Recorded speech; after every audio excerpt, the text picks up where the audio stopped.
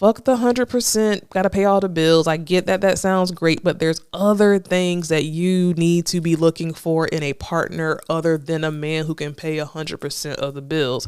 Give me a man who can pay 50% of the bills and can give me peace and can make a plan and can engage in some conversation, and I'm happy to be in his presence. You know what I'm saying? And we're best friends. Give me that and I'll pay half the bills, and I'm totally fine with that. I don't care. So sit back and relax. That's scary. Melanie P. Talk to him. Scary with Melanie P. That's scary with Melanie P. Come on. Welcome to another episode of the That's Scary with Melanie P podcast. I'm your girl, Melanie P, and we are here for another That's Scary episode, y'all. Listen, before we get started, make sure you hit that subscribe button. Welcome to all of my subscribers. Welcome to the new and the old, and let's get it popping. You know, before I get into today's episode, I typically have been doing or typically do a mental health check-in, and I feel like I haven't done that in a while. I've been doing it typically when I have a guest, but hey, let's just have a quick mental health check-in. My mental health. My mental health is, what is my mental health? I mean, I feel like I feel pretty good. I don't, I think I'm kind of in my cleaning bag. You know, it's getting warm outside. I've lost a few pounds, and I think right now I'm kind of like in a space where I want to declutter. And I think that I've been trying to declutter a lot of clutter around around just my space. And it's been feeling really, really good to just get rid of some junk that I have. You know, working from home, I worked from home for so many years, and I have so many work clothes that are just sitting there year after year that I no longer need. And I just wanted to get rid of it. You know, there's some people who might benefit from my work clothes, and even my old club dresses from when I used to be out there in them streets. I don't need that anymore. So I have 3 large bags so far of clothes, and I'm excited to just clear the clutter. I feel like when you clear the clutter visually, it helps you to clear the clutter mentally. So I feel like, I guess, nothing's wrong, nothing's bad, nothing's going extra right. I think that things are just as they are, and I feel like I am in my manifestation bag now. I have always been a master manifester, and I feel like in the past couple of years, I haven't been in that OD, let me manifest my dream space. I like to visualize. I like to have a list. I like to have like a vision board of my goals. I like to be able to close my eyes and do the practice where you just visualize the life that you want or the thing that you want. And I think that for the last couple of years, I felt kind of stuck because I'm like, okay, I am in a certain phase in my life where now I don't really know what to manifest, but I feel like I have some new things that I want to manifest, and that makes me feel really good and very excited about what life has to offer. I've been trying to get back into my affirmations bag, listening to it's this lady I follow on TikTok, and she has daily affirmations that she goes live with on TikTok. And it's such a good live, and it's every day. Her voice is so soothing. She is such a nice person, and it's such a positive way to kind of start your day. So I feel like I'm kind of going back in my like manifestation, vision board, affirmations bag, and that is exciting to me. All right, guys. So anyway, today we are having a really interesting conversation. Now, this started with a conversation that I had with some friends that I thought could be very beneficial to the listeners. we have a constant conversation about women speaking that they need their man to be a provider. And most of the time when I'm hearing that, it's always coming from a financial energy. And I am not saying that, a man being financially sound, being financially stable, being able to, cover bills is not a necessity, is not something that, we as women should not look for. But I feel like we talk and focus so much on financial providing, and I think that women really need to dig a little deeper. So it's twofold. Women need to dig a little deeper when they're saying that they want a provider. And I feel like I want to take an opportunity to educate men in what women require, or what they should be requiring, or mean when they say that they want a man that provides. Now, again, typically when you hear, especially in this space that we are in, where it's debate, a man got to pay 75% of the bills or 100% of the bills, I feel like it's always a conversation that is led by a man paying all the bills. Again, we love to see that, but there's so much more. So I'm going to just go down a few things. And the purpose of this, because again, I have said in the beginning of the year, I don't want to be along the lines in one of these podcasts that are just talking about women versus men, women versus men. I want to be a part of the conversation that's going to bring us together and have our relationships flourishing. So this is a twofold. Men hear what women need and mean when they say that they need a provider. And then women, broaden your mind in your conversation when you say that you want a man that provides, and don't just have it be financially focused. Okay, so let's get started with my list. So I pulled a list together, and I also kind of polled some different people just to get their idea. And ironically, most of the women that I spoke with said the same thing. So number one, solutions, right? Men, one of the things that women really, really, really want when it comes to a partner is a man that can provide solutions, right? Again, it's not all about finances, it's about other things, and providing solutions is one of them, right? So as a woman, we want our partner to problem solve, right? I want to be able to go to my partner with a problem, and I'm not saying that he has to find the exact solution, but I would love for my man, and I feel like most women want their man to be able to provide solutions to issues that they're having. So whether that be, hey, my car is doing this, I'm coming to you for a solution. Hey, I'm having this kind of stress on my job, I'm coming to you for a solution. Hey, I'm having anxiety, or hey, I'm struggling in this area.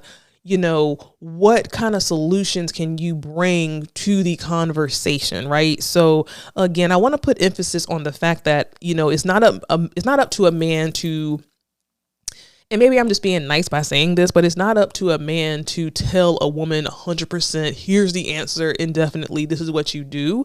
Would that be nice? That would. And would we love that? We would. I mean, I can't speak for everybody. I can speak for myself and people that I talk to. But the worst thing a man can do is be lost and be confused and have a track record of not only not providing solutions, but providing more problems than you provide solutions, because then a woman will look at you as a problem. Let's paint this picture. You have a man, you have a woman. And let's say, and here's just the thing. I mean, you might not agree, but I do feel like the man should truly be the head. And these are things that I feel like we throw out there because we just hear people say it over the years, so it might sound good. And a lot of times the men will just say that because, oh, it sounds good and it sounds like they have some kind of authority. But what the hell does that mean? Like, what does that mean? And to me, think of the head. The head, God is the head, right? The roof of a house is the top, is the head. And, being the head comes with responsibility. Let's dumb it down. At your job, you have a manager, you have a COO, you have a CEO, you likely have some type of manager. Your manager is technically the head of your department, or that is your go-to. And, I'm always using the analogy of, I like the idea of relationships running like businesses. And I don't mean that in the way of, oh, we're robots and we're having like robotic meetings or whatever like that. But I think that there's a lot of parallels in running a business that you can bring to your relationship, especially if you're married. Because if you're married, living together, whatever, you would think that, finances are being mixed, household chores and tasks are being mixed. Like, your day to day is just not you. It is you and a partner. And just like you're at work, or even if you're in college, if you have a partner in a project, it takes two people to keep the wheels rolling. So if you look at it from like an employment space, you are typically, if you have an issue, you're going to go to your manager to ask him what to do. If you are lost on a certain project and you have, exhausted all your resources, your next step is to go to your manager for, hey, I need help and guidance. And to me, in my opinion, I feel like that's a similar covering that women want in their partner. Again, I don't want to say that it's up to the man to always be able to fix everything, but you don't ever want to be that man that is more so, I'd have no solutions or no conversation with solutions compared to here's the solution. And you have to understand that women want to respect and look up to their men, but men have to give women something to look up to and something to respect. Provide solutions. When a man starts to have a track record of being the woman's go-to, it allows the woman to rest in her feminine energy. It allows the woman to put trust in her man's ability to handle situations. It allows the woman to, have peace and to just really, relax. You know what I'm saying? Because when you know that you have a partner that you can go to with any and everything, and they're going to be able to provide solutions or help you brainstorm solutions to get you to the fix, that is something that's going to garner you more and more respect. And that is, think about it, that's a domino effect. When a woman can rest in her feminine energy, when a woman doesn't have the weight all on her and she's using all of her brain to make things shake, you get the best of that woman because now you provide value, right? It's not just you're there, men want to have sex, men, they want a hot meal, they want these things, but for a man to provide value. And here's the thing, it's very much twofold. It is very much twofold. It is not just the man that has to provide value. I'm just speaking from a woman's point of view and from this provider, kind of digging into what we mean and what we want as a provider. So again, number one is solutions. Provide solutions that allows me to respect you, that allows me to look to you as the head. It is such a good feeling as a woman to have something going on and to go to your man, go to your partner and be able to tell him what's going on and be able to have him fix it, y'all. And I think of two situations that I want to give as examples that I I can think of, right? One example is this. I remember a couple of years ago, I was buying a car.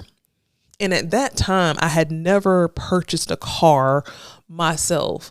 My parents bought me cars, and then my husband bought me cars. I've never purchased a car by myself, at that time. I got into a wreck. I totaled my car. And the man that I was dating at the time, he knew that I was looking for a car. And I, being who I am, went out here researching, looking for a car as a woman by myself. And it was very overwhelming, right?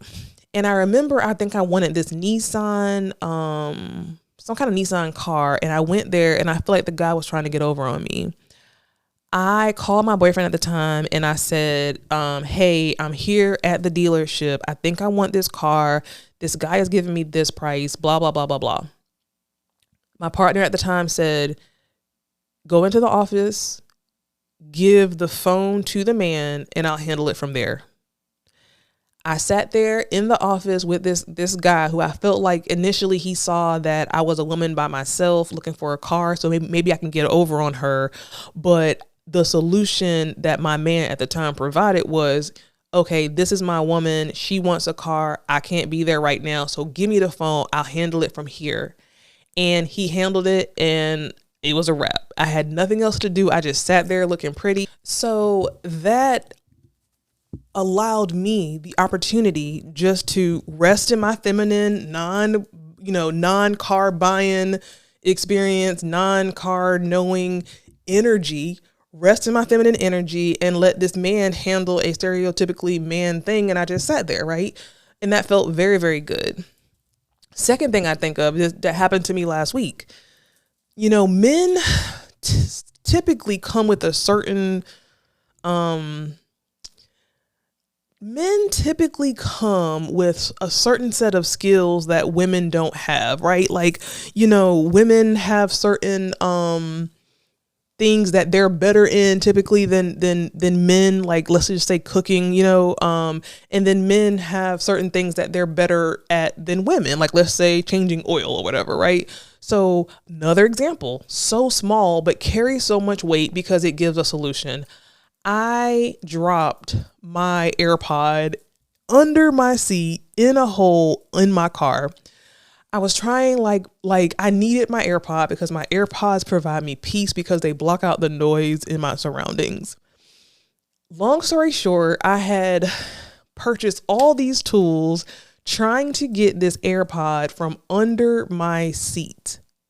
I had bought a damn scope. I had bought a magnetic stick. I did all these things and I was trying like for 2 days, spending so many hours trying to get this thing out from under my car.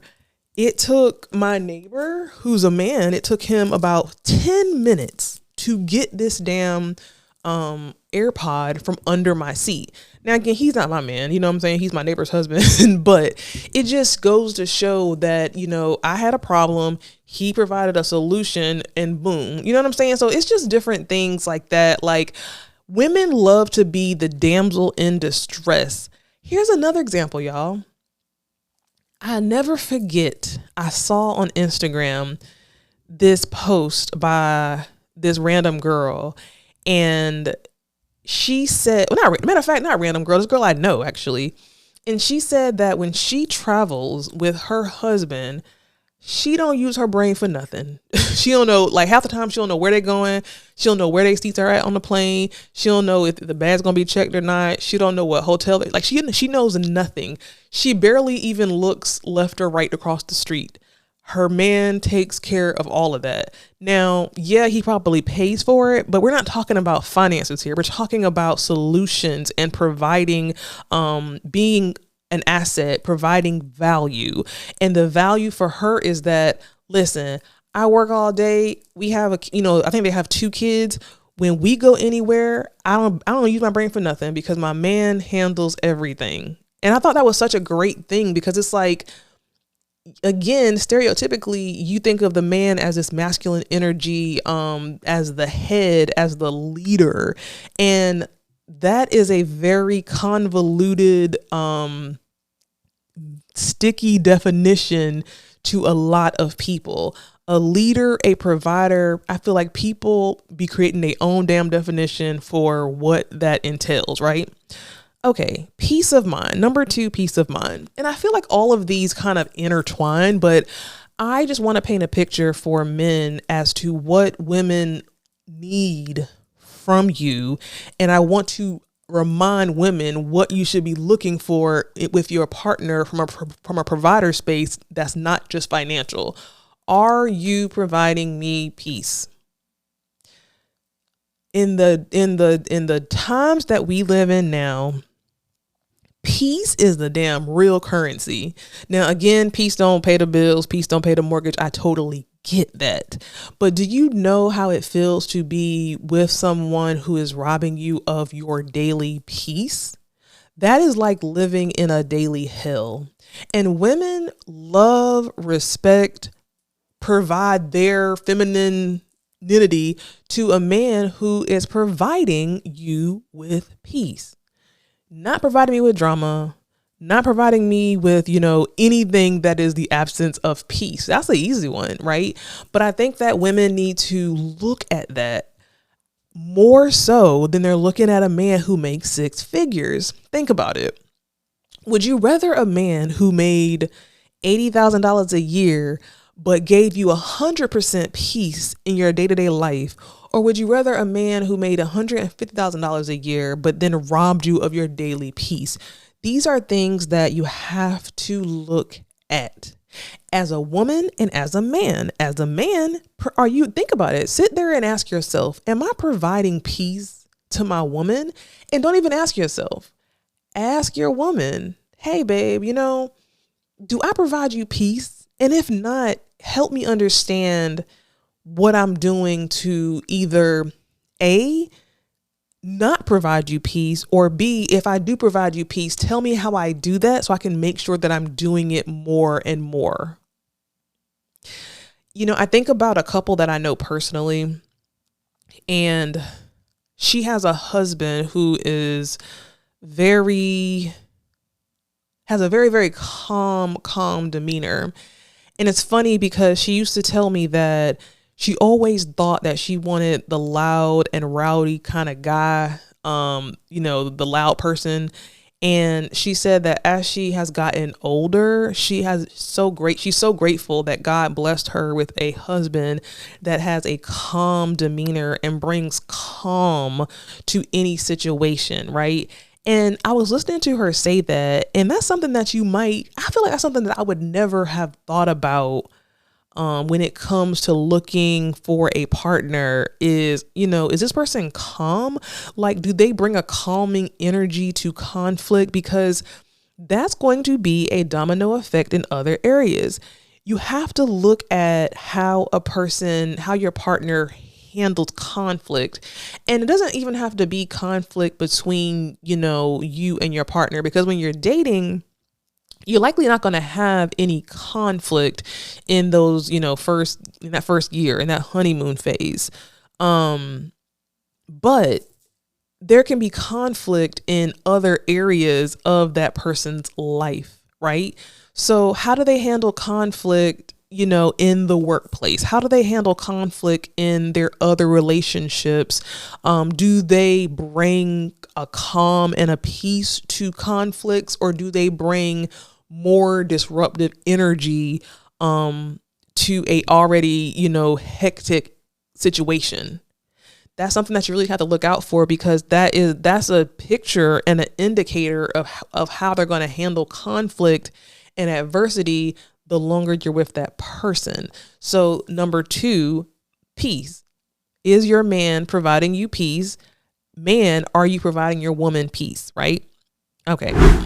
This kind of goes with solutions, but I put making plans, providing a plan, providing a location, providing ideas, right? So this may seem repetitive or really like low-hanging fruit, but women like a man that has a motherfucking plan. Again, fuck them finances. I mean, again, you want someone who can give you stability financially, right? But there's other things that you need to be looking for. Does your man have a plan? Is your man providing you with plans? Do you have a plan for our future? Do you have a plan for our finances? Do you have a plan for where we're going to live? Do you have a plan for how long we're going to stay there? Do you have a plan for our financial goals together as a couple? Do you have a plan for where we're going to eat dinner at tomorrow? Like, do you have the ability to make plans for the household? Again, we talk about providing. We talk about a man being the head. We talk about a man being the leader. And again, women think about just finances. But again, does your man provide you with a plan? Does your man provide you with a plan? You know, again, I think about the workplace. We think about the head, the leaders, like there should be a plan. You're not going to work just blindly working with no plan. And when you don't have a plan, you fucking fail. Like when you have no plan, you have no direction. There's no goal. Where are you going? Y'all are out here like some damn kids just winging it day by day. What's the plan? And I'm not saying, again, I want to keep saying this as well. Like, I'm not saying that it's up to the man to make every plan. He got to plan out everything and it's all him. But as a man, as a component of what a woman looks for in a provider, I need my man to be able to provide me with plans and initiate the conversation of here's the plan. Let me hear your feedback. Like, again, women, I would just like as a woman for us to be able to rest in our feminine energy. We are helpmates. We're not the leader. So, and again, I'm thinking of other conversations I've had with other couples. And one thing I can hear my brother saying in my head is, you know, there's certain things that women are better at than men and vice versa. And what if that is the planning piece? Well, as long as you guys have identified that, hey, you know, you women are much better at making plans than me. We have had that conversation. We have identified that, you know, skill set in a certain partner. Then as long as that's understood, that's a different story. But I still think even if the woman is better at it, a man who is a leader, who is the head, should still be able to have some sort of plan. Because if you are married, if you're having children, if you're building a family together, I think the man as the head, as a leader, should have some type of plan and direction for the household, for your life.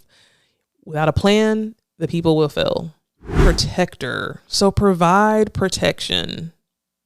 Provide protection. Again, everything ain't financial. Protection.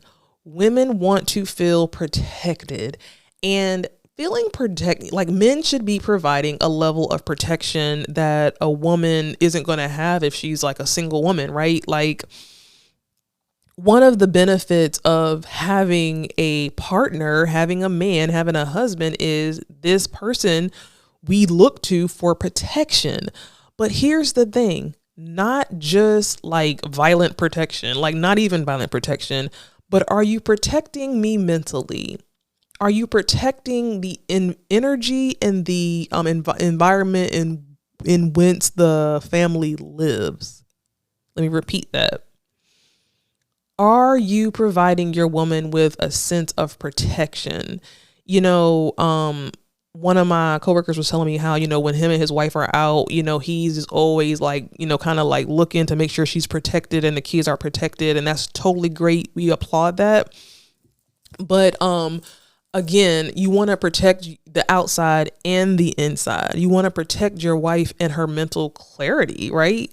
And you don't want to do it from a space of like, I feel like some men, when they think of protection, they think of, oh, rowdy going crazy. But you know, are you protecting your wife in public, just in conversation? And it goes two ways. It goes both ways. You know, there's levels of protection that women can kind of provide to a man, but coming from a female, I'm a female, so I can only speak from my experience and my desires.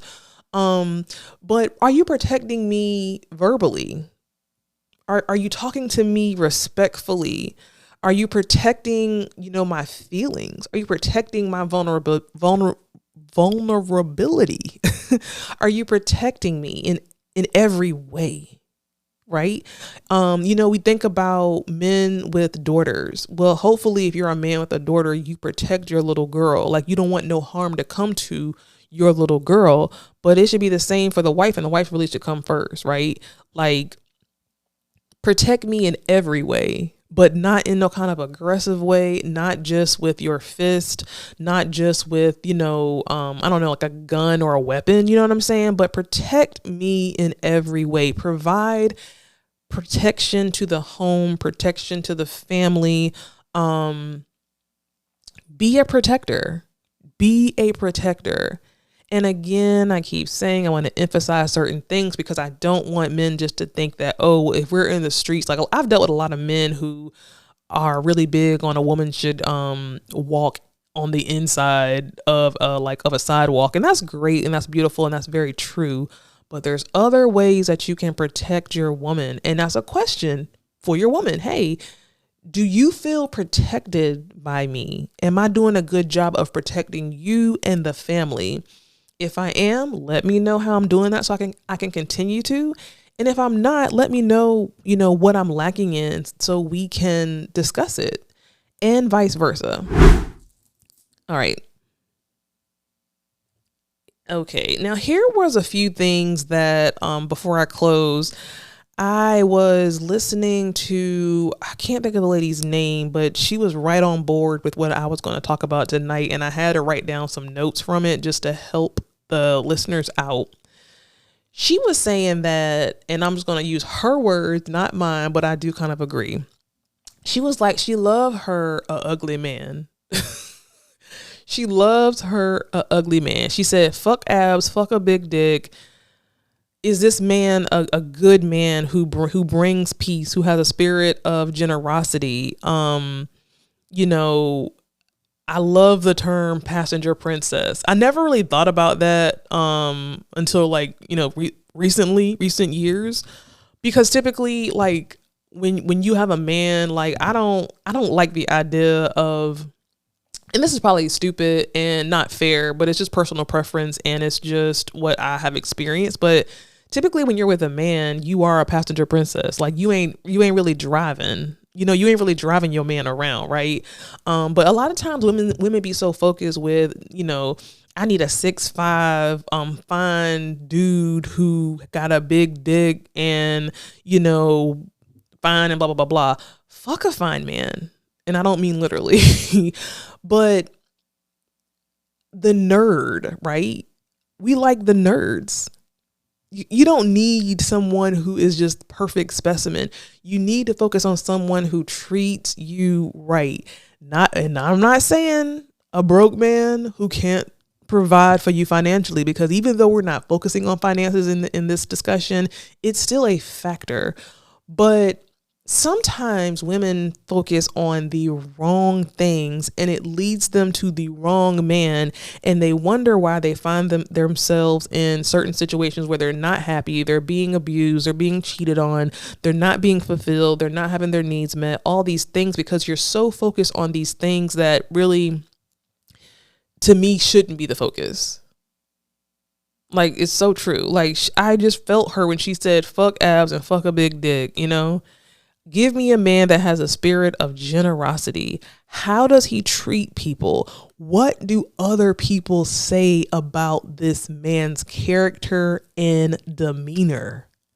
Those are the things that matter. What does the neighbors say about your man? You know what I'm saying? What does his coworkers say? What does his mom say? What does his dad say? What does his brothers say? What does his sisters say? Like, if you could just talk to people who have experienced your man in life, what would they say about your man? How does your man treat the wait staff? How does your man treat people? You know what I'm saying? Like, again, what is their character? Fuck how a man look. And here's the thing that I thought I would never say. Fuck a man's height. A A man's height is not going to keep you warm at night. A man's height is not going to be there to have, conversation with you and to provide you with solutions sometimes and to provide you with peace of mind and to provide you with these things we discussed. Like, it's great. I know we all want this tall man, but I don't care about that. I don't care about that. And I feel like sometimes women just be looking and focusing on the wrong things. There's a lot. I know a lot of good guys out here who are being overlooked because maybe they aren't the 10, or maybe they are just 6 foot and not 6'5". You know what I'm saying? But they can provide you with a good life. They're a good man. They can fix your car. They can provide solutions. They can provide peace. They can make plans. They have a plan for you. Like, those are the things that you need to be focusing on. So I'm gonna go through these really quickly again. Solutions, right? Can your man provide solutions? Does your man provide peace of mind? Does your man provide a plan? Does your man provide protection? Does your man provide generosity? Listen, y'all, I want to hear what your thoughts are about this conversation, right? So the focus of this conversation was, fuck the 100%, gotta pay all the bills. I get that sounds great, but there's other things that you need to be looking for in a partner other than a man who can pay 100% of the bills. Give me a man who can pay 50% of the bills and can give me peace and can make a plan and can engage in some conversation, and I'm happy to be in his presence. You know what I'm saying? And we're best friends. Give me that and I'll pay half the bills and I'm totally fine with that. I don't care. Because at the end of the day, if you're messing with a good woman, she's going to help you get to a place where you can pay all the bills. You know what I'm saying? Like, because that means that if you have these things on this list, then y'all are destined for greatness, right? If there's any other things that you can think of that, a man should provide, drop it down in the comments and let's have a conversation. Y'all, thank you so much for listening and tuning in to the That's Scary with Melanie P podcast. Make sure that you hit that subscribe button. Make sure that you share and follow me on Instagram. The link is in the description. I will see you on the next episode.